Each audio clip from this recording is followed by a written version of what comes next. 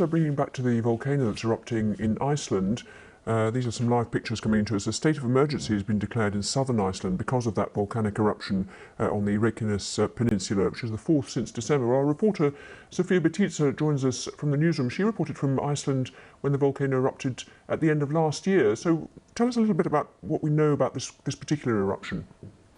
So what we know is that the volcano erupted on Saturday, and it was a very powerful eruption, and because of that a state of emergency has been declared in the south of the country.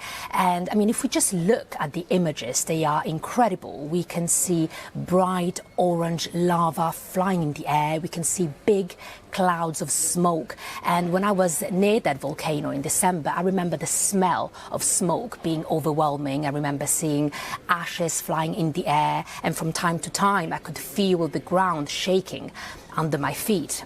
Now at the moment the lava has reached near Grindavik, which is a village near the volcano that has been evacuated as a precaution, and the lava is also heading towards the Blue Lagoon, which is one of Iceland's most popular tourist destinations, which has now been closed until further notice.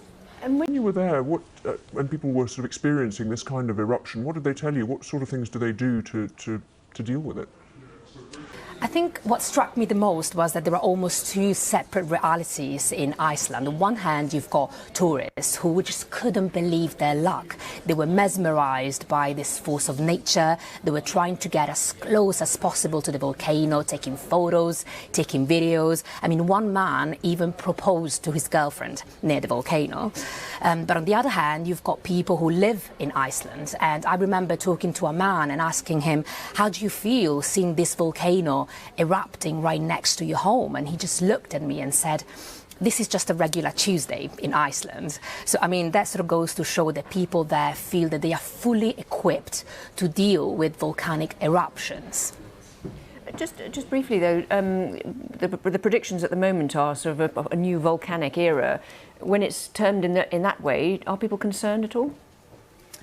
I think they are concerned, and when I interviewed some people from Grindavik, they told me that they were worried about the fact that their village and other villages nearby could just be erased from the map.